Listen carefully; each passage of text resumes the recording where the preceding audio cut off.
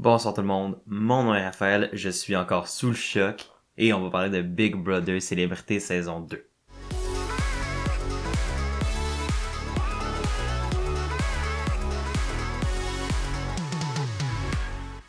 Tout un épisode, c'était un excellent premier épisode quotidien auquel on a eu droit à soir. J'ai l'impression que c'est passé plus de choses dans ce simple épisode-là que dans toute la saison 1 mise ensemble. J'exagère évidemment, mais ça a brassé très tôt dans la deuxième saison de Big Brother et ça c'est le fun à voir. Je suis très content de voir que les joueurs sont vraiment là pour jouer et que le statu quo ne va clairement pas être respecté.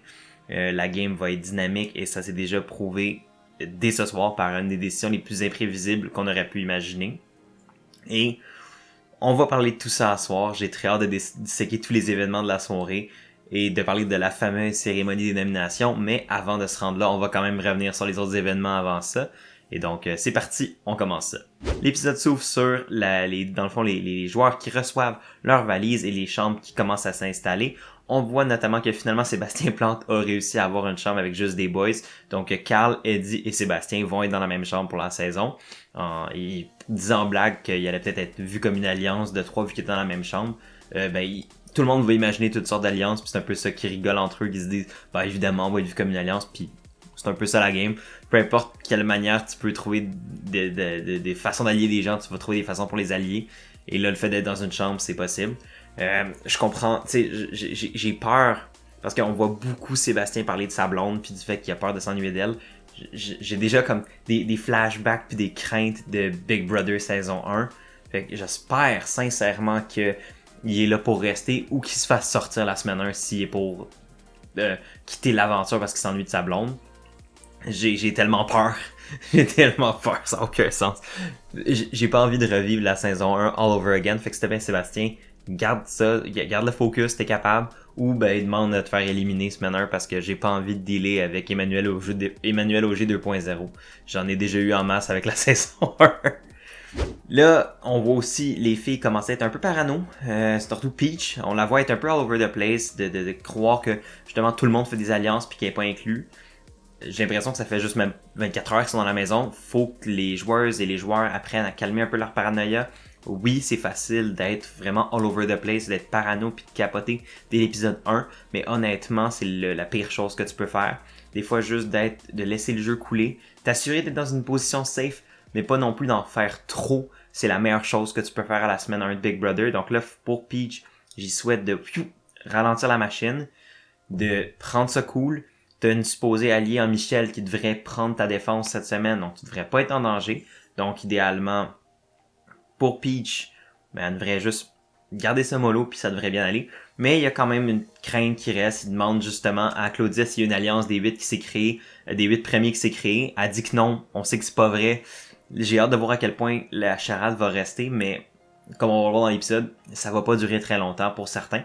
Et donc, ça reste à voir, mais tu sais, je pense que vraiment, le concept d'alliance des 8 déjà est challengé, puis j'ai hâte de voir comment ça va s'écrouler ou comment ça va peut-être modifier la suite des choses dans la semaine et dans les nominations potentiellement de Michel.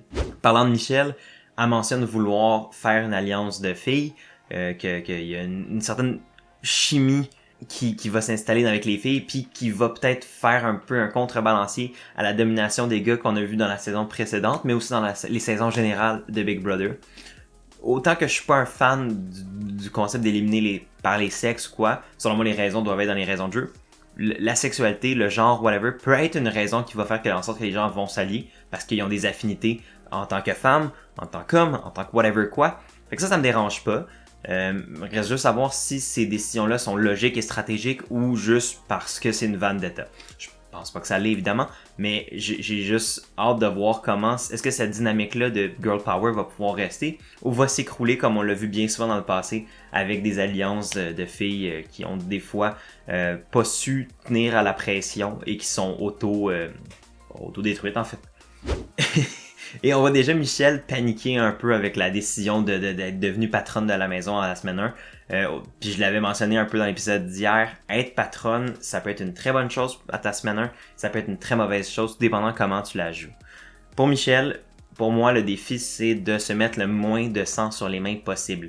Oui, il y a la crainte de l'Alliance des 8, et tu veux pas tomber dans le côté minoritaire de ça, mais il y a aussi le fait que là, tu es dans une position où tu es en sécurité pour la semaine 1, mais tu vas pas l'être à la semaine 2. Fait que si tu te crées déjà beaucoup d'ennemis dès la semaine 1 avec tes nominations, ben, en effet, tu vas être en danger à la semaine 2.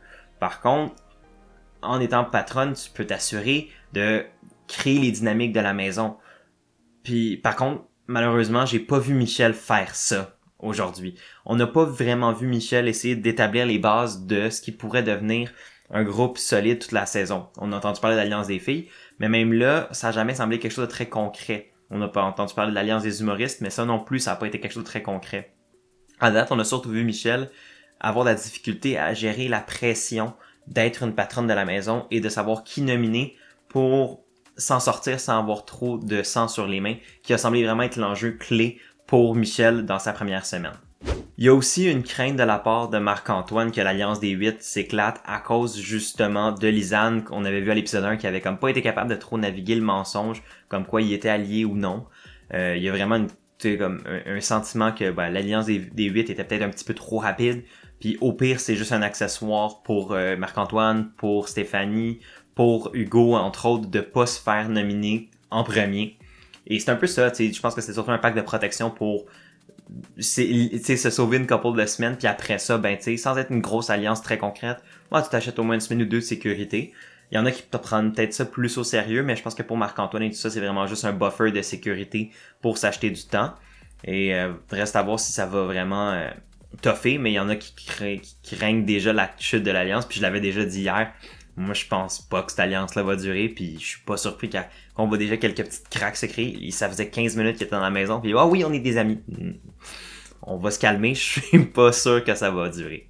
On a une scène qui est quand même assez le fun, où on voit un peu tous les candidats se présenter, faire un tour de table pour un petit peu résumer qui ils sont et pourquoi ils sont là. Le highlight de cette présentation-là, qui est évidemment Trana, qui mentionne avoir beaucoup de crainte avant de rentrer dans la maison, de peur d'être jugée, de pas être comprise. Par contre, je trouve qu'elle a rendu son message extrêmement clair. Elle est là pour se représenter, pour représenter sa communauté, pour jouer la game, pour idéalement la gagner, mais elle est là pour s'afficher, puis ça c'est super cool. Et elle a une crainte de pas être comprise. Et je peux lui dire que on la comprend, elle est comprise dans sa place, elle mérite d'être là. Il n'y a pas de jugement face à sa position-là. Puis je suis très content de voir que les candidats ont vraiment mis l'accent sur le fait qu'elle était acceptée, qu'elle était à sa place. Et peu importe qu'elle soit anglophone, transgenre, femme, quoi que ce soit, qu'elle soit glamour ou non, elle est à sa place. Puis ça, j'ai trouvé ça super cool. Puis super, ça a prouvé que malgré tout, on est quand même capable d'accepter la différence, d'accepter le monde qui sont peut-être pas nécessairement comme nous, mais qu'on est capable d'aller prendre à bras ouverts puis leur faire, tu fais partie de nous, t'es avec nous, puis t'es un de nous. Et ça, j'ai trouvé ça super cool. Fait que je suis content de voir que tout le monde, malgré qu'on est dans un jeu qui va probablement devenir assez sauvage très vite, il y a quand même un petit fond d'humanité dedans. Puis ça c'est le côté qui fait toujours un peu plaisir, malgré que j'ai hâte de voir les gens se trahir. Et là, c'est là qu'on arrive au moment un petit peu charnière de l'épisode, qui est toutes les discussions que Michel va avoir au cours de l'épisode avec les différents candidats quant aux potentielles nominations de la semaine. Évidemment, personne veut être les premiers nominés, encore moins les premiers éliminés. Donc, on voit un peu tous les candidats essayer de faire leur pitch de vente pour rester en vie. Premièrement, il y a Marc-Antoine qui, lui, est déjà safe par le fait qu'il a gagné la première épreuve. Donc, lui, il est pas en danger cette semaine. Par contre, son pitch à Michel, c'est de faire attention à qui elle nomine à cause de la possibilité qu'il gagne la compétition du veto. Par ce fait-là, j'ai l'impression que Marc-Antoine essaie de me protéger un peu les boys du groupe de 8, notamment Hugo, notamment Carl. Même s'il lance un peu Carl en dessous du bus en disant que c'est vrai qu'il joue un peu vite la game puis qu'il est très agressif, très assertif dans le fait de vouloir faire des alliances, de vouloir jouer la game stratégique puis que le gars il est sharp. En même temps, il dit fais attention parce que si tu le nomines, il pourrait gagner le veto, se sauver et gagner la compétition la semaine prochaine et te mettre en danger. Donc je pense que Marc-Antoine a essayé de jouer la carte de la peur avec Michel, de lui faire peur, de nominer les gars qu'elle essayait de nominer, parce qu'elle avait dit au départ qu'elle voulait nominer des dudes. Marc-Antoine lui fait dire « Ouais, mais t'es sûr que tu veux vraiment nominer des dudes? » J'ai trouvé ça bon parce que je pense que Marc-Antoine a reconnu qu'elle était paranoïaque et a joué solidement avec cette paranoïa-là pour justement enlever le target des dudes comme elle avait mentionné vouloir attaquer dès le départ. Donc j'ai trouvé ça quand même très bon de sa part. Et tu vois que ça a joué dans la tête de Michel, parce qu'à la base, l'idée de nominer des gars semblait vraiment claire, nette et précise dans sa tête. Et on voit vraiment que plus l'épisode avance, plus les discussions avancent, moins cette idée-là de vouloir nominer des gars semble figée dans sa tête. Plus on voit les cracks se produire. Et c'est là que je commence à voir un petit peu la façade de je sais ce que je fais de la part de Michel, s'écrouler complètement. Et on va vraiment voir ça au fur et à mesure que la file, c'est ce qui est drôle avec ça, c'est vraiment la file des gens qui attendent à la porte pour voir Michel. Bonjour Michel. Bonjour Michel. Bonjour Michel. Bonjour Michel. Bonjour Michel. Bonjour Michel. Bonjour Michel. Bonjour Michel. Bonjour Michel. Ça ressemblait quasiment à ça. C'était assez absurde comme image, mais ça prouve à quel point tout le monde voulait parler à Michel pour prendre le pouls sur ses dénominations, puis un peu décider, voir dans le fond, quelle allait être la direction de cette semaine-là. Là, on voit les différents pitchs de vente. On voit Guylaine Gay qui essaie de vraiment rassurer Michel en lui disant « T'es ma girl, je l'ai dit dans le confessionnal. J'ai vraiment envie de travailler avec toi. » Puis pour ça, elle a révélé l'information que le groupe de 8 existait réellement, que c'était pas juste elle qui l'imaginait comme certains lui ont dit. Par contre, Guylaine lui dit que selon elle, le groupe de 8 c'est pas réellement quelque chose de solide, c'était plus quelque chose d'insécurité, de juste on veut se protéger très vite parce que on a peur d'être nominé en premier, donc on fait une première alliance bâtarde juste pour se protéger. Le fait d'avoir révélé cette brève d'information-là à Michel a vraiment semblé la rassurer puis créer un lien fort entre elle et Guylaine. Est-ce que ça pourrait être une alliance qui va toffer longtemps? Possible. Je pense que ça pourrait être deux bonnes alliés qui pourraient se faire confiance. Par contre, c'est sûr que là, Guylaine a révélé de l'information très rapidement à Michel. Fait que, est-ce que Michel va avoir peur du fait que Guylaine peut révéler des informations rapidement à n'importe qui elle veut faire confiance? C'est possible. Mais je pense pour l'instant que ces deux-là pourraient être un duo, puis en plus avec PL, Cloutier qui semble avoir des affinités avec les deux, pourrait être même un trio qui pourrait être intéressant à suivre. Selon la suite des choses. Fait qu'on voit vraiment Michel parler avec tout le monde, elle voit parler avec Stéphanie qui lui dit écoute, dans le premier groupe des 8 premiers qui sont rentrés, il y a quand même beaucoup d'athlètes, donc si tu veux nominer des gens de ce groupe-là, ça peut être dangereux parce que les athlètes pourraient gagner le veto. Ce que j'ai trouvé, je sais pas si elle s'incluait dans les athlètes ou non, mais moi ça m'a semblé un peu tu sais, oui tu dis ça, mais en même temps c'est que si dans la tête de Michel t'es pas une athlète toi, ça pourrait être toi qu'elle va nominer à cause de ça. Donc j'ai eu peur pour Stéphanie à ce moment-là un peu, quand elle a dit ça. On a aussi vu une conversation entre Martin et Michel. Martin qui lui dit qu'il y a aussi quelques petites appréhensions par rapport à Carl, par rapport au fait que c'est un gros joueur, qui connaît Big Brother, qui est là pour la stratégie, puis qui va jouer solide. Ça fait peur à Martin, ça fait peur à Michel. Ils disent, écoute, c'est soit qu'on le ramène avec nous puis il est notre allié solide, ou sinon, il pourrait vraiment être un target. Je pense que ça pourrait être un target pas pire pour Michel à la semaine 1 parce que justement, il semble pas être dans les bonnes grâces de quelques personnes dans la maison, ce qui fait que c'est un joueur qui peut être plus facile à nominer sans avoir du sang sur les mains. Même s'il y a un risque qu'il gagne le veto, à la limite, t'as quand même pas la maison contre toi. T'as peut-être juste une personne. Une personne fait beaucoup moins peur que devenir le paria de la maison parce que tu fais des mauvaises nominations. On voit aussi, comme je le disais un petit peu plus tôt, le première mention de l'alliance humoriste qui pourrait se créer avec justement Eddie, Martin, Michel et d'autres humoristes dans la maison, Guylaine entre autres, et il y en a d'autres aussi. Donc, il y a cette possibilité-là qu'il y ait une alliance, une sous-alliance en tout cas humoriste qui se crée. Est-ce que ça va être le cas? À date, on n'a pas vraiment vu les ramifications de ça, mais on sait que c'est une idée qui circule et qui pourrait peut-être influencer les nominations cette semaine. Au fur et à mesure qu'on voit ces conversations-là, on voit vraiment une Michel de perdre en confiance, perdre en assurance dans ses choix de nomination et perdre un peu de confiance dans son rôle en tant que patronne. On la voit se faire spinner à gauche, à droite par tout le monde, se faire dire une affaire d'un côté, se faire dire d'une affaire de l'autre, et ça l'amène à croire tout et rien. Et c'est là que j'ai l'impression qu'on est parti pour une ride assez éclectique cette semaine et imprévisible. À Big Brother, le truc à la semaine 1, c'est vraiment d'essayer de garder ça calme, garder ça clean, pas prendre n'importe qui pour ça, mais juste prendre les joueurs qui semblent détonner du reste de la maison. Comme ça, t'as la possibilité de créer les dynamiques de la maison sans te mettre de sang sur les mains. Puis là, j'ai vraiment l'impression que la paranoïa prend vraiment le contrôle de Michel et l'amène à faire des décisions qui sont pas tout le temps rationnelles à long terme dans sa game. Elle essaie juste de protéger sa position la semaine prochaine, mais ça peut être très dangereux parce que si tu protèges ta position la semaine prochaine en essayant de te mettre du monde de ton bord, mais que tu trouves pas des alliés fiables ou que tu mets ta position en jeu, ben au final, t'as pas utilisé ton pouvoir de patronne de la maison à bon escient sur le long terme, parce que oui, c'est le fun d'être protégé à la semaine 2, mais si t'es éliminé à la semaine 3, ben c'est pas mieux.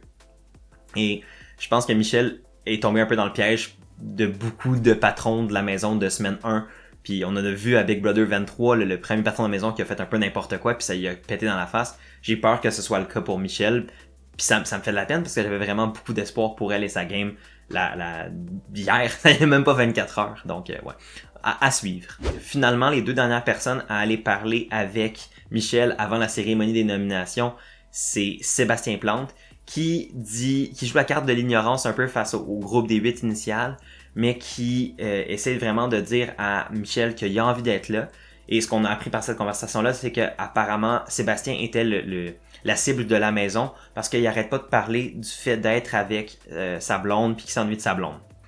Pour Michel, ça aurait dû être de la musique dans ses oreilles parce que t'as déjà une cible garantie en Sébastien qui parle de vouloir rentrer un petit peu à la maison, parle de s'ennuyer de sa blonde, mais c'est facile à justifier devant la maison que tu le nomines parce qu'il parle de pas être sûr de vouloir rester. Fait que pour tous ceux qui veulent se battre pour leur place dans la maison, ben une cible comme Sébastien qui a pas l'air sûr à 100% de ce qu'il veut faire, ben c'est le pion parfait ou la cible parfaite à mettre sur le bloc des nominés et ben bye bye Sébastien, ou au moins tu mets un peu de sang de moins sur tes mains si c'est pas Sébastien ta vraie cible.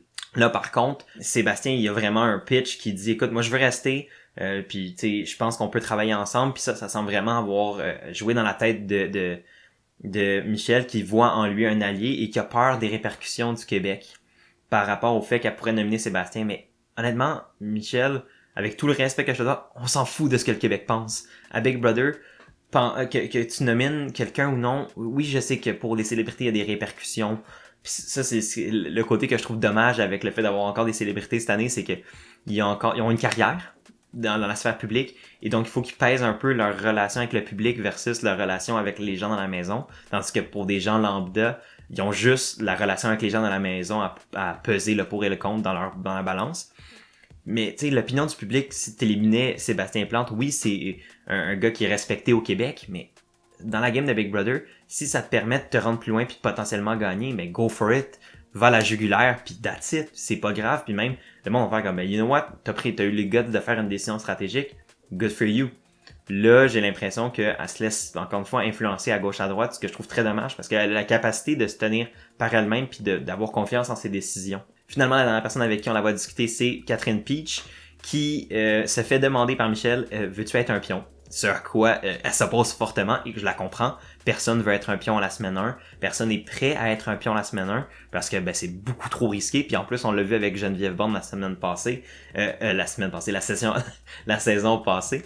Être un pion à la semaine 1 peut t'amener... Ben, être un pion n'importe quand, en fait, peut t'amener à te faire éliminer. Donc là, la question, c'est qui est-ce qu'elle va mettre sur le bloc, vu que maintenant, elle veut plus mettre Seb. Elle sait plus si elle veut mettre un des gars. Elle voulait pas mettre de filles, elle veut mettre personne en danger. Là, le problème, c'est que la cérémonie des nominations s'en vient et il faut qu'elle mette des gens en danger. Et c'est ce qu'on va aller voir avec la cérémonie des nominations. Juste avant la cérémonie des nominations, on voit un petit segment où on voit Guylaine, Guy et PL Cloutier être bien confiants en la décision de Michel, peu importe ce qu'elle va être. Ils savent que c'est une bonne joueuse, qu'ils ont l'impression qu'elle va faire la bonne décision. Puis tu sais, à un moment donné, c'est être patron de la maison, ça vient avec des responsabilités. Puis elle va faire ce qu'elle peut avec les pouvoirs qu'elle a. Mais en gros, ils ont confiance en sa décision puis ils pensent savoir ce qu'elle va faire.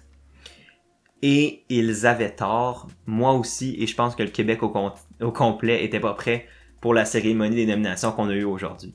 Alors, vient le temps de déterminer c'est qui les deux célébrités qui vont être en danger pour la semaine 1. La première célébrité, ben c'est mon winner pick, c'est ma gagnante présumée, c'est Stéphanie Harvey. Et je m'arrache un peu les cheveux et j'ai l'impression d'être un clown. C'est jamais très fun comme feeling de voir son choix gagnant d'être mis en danger dès la semaine 1. Et la deuxième personne à être mise en danger par Michel, ben c'est Éléonore. Donc c'est une personne de chaque groupe de 8 qui rentre dans la maison. Donc elle a gardé cette espèce de split 50-50 pour pas se mettre aucun des deux côtés complètement à dos. Par contre, les deux nominations sortent de nulle part. On voit les deux filles nominées se mettre à pleurer. la maison venir les consoler, tous les autres joueurs venir les consoler, pendant que Michelle, elle est un peu mise de côté, puis elle doit aller ranger le bloc avec les clés. Mais tu vois vraiment tout le monde essaie de consoler les filles, mais personne comprend les nominations, incluant PL Cloutier, incluant Guylaine Gay, encore plus les deux nominés. Et ben moi non plus, je comprenais rien. J'étais devant mon sofa, devant ma télé, puis je comprenais pas pourquoi c'était les deux personnes qu'elle avait ciblées. Évidemment, c'est sûr que j'ai mon petit côté partisan parce que là, j'ai un petit parti pris pour Stéphanie Harvey. Fait que j'essaie de me justifier dans ma tête pourquoi c'est Stéphanie qui se retrouve sur le bloc. Mais même, nonobstant mon petit biais personnel parce que je l'apprécie comme personne, ben j'essaie de comprendre pourquoi la nomination de Stéphanie a du sens. Puis avec le recul, j'ai peut-être un petit peu compris l'idée que Michelle avait. Ben c'est qu'elle voulait nominer quelqu'un du groupe de 6, du premier groupe de 8, pardon. Mais elle veut pas nominer les athlètes, les Marc-Antoine, les Hugo, ben même si elle peut pas le nominer, mais les Hugo, les Carl qui ont des chances assez grandes de remporter le veto parce qu'elle a peur de devoir nominer une troisième personne puis de pas pouvoir avoir les options de nominer un des gars justement de la première batch de 8. Mais cette peur-là l'a amené justement à nominer des gens qui sont pas nécessairement dans le groupe logique de nominer qu'on aurait pu imaginer, genre un Seb, un Carl. Ça fait en sorte que là, elle est pognée pour nominer quelqu'un qui est peut-être pas sur le radar, et ça, c'est Stéphanie. L'autre nomination, qui est celle d'Éléonore, mais j'ai l'impression que c'est un peu le pion que Michel cherchait pour un petit peu s'enlever la responsabilité de devoir nommer quelqu'un du deuxième groupe de 8. Là, la nomination d'Éléonore est quand même surprenante parce que là, ça fait qu'avec ça, plus la nomination de Stéphanie, ben les deux sont des filles sur le bloc, tandis que Michel et la présumée alliance des filles, ben voulaient justement rester forte puis ne pas nominer de filles à la semaine 1 pour éviter de les éliminer. Mais il y a rien de pire pour protéger les filles que d'en nominer 2 au bloc à la première semaine. Donc, la logique semble vraiment pas claire. Personne dans la maison semble comprendre ces nominations. Et ben, j'ai peur qu'elle se soit mis vraiment énormément de gens à dos parce qu'elle a pris des nominations qui sortent de nulle part. Et ça, c'est que c'est justement...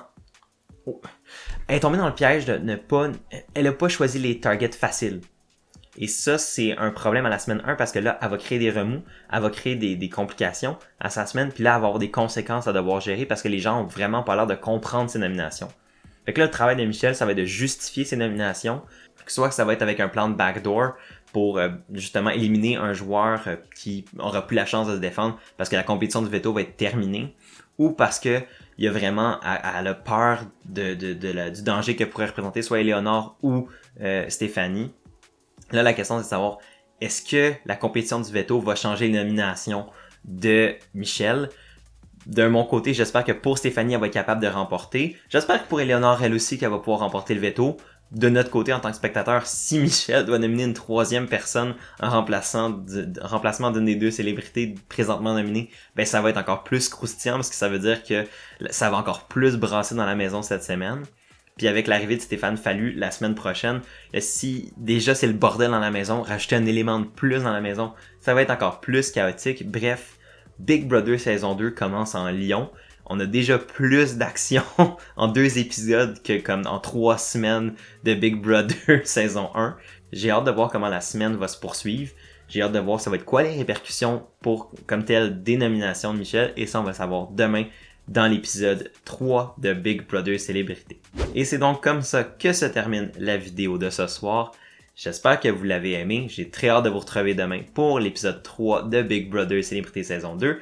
D'ici là, si vous avez aimé la vidéo, n'hésitez pas à aimer, partager, commenter, c'est super apprécié. Il y a aussi une version podcast qui existe pour ceux qui aiment ce format-là. Et sinon, moi je vous dis à demain pour un nouvel épisode. Passez une très belle fin de soirée et à la prochaine. Ciao!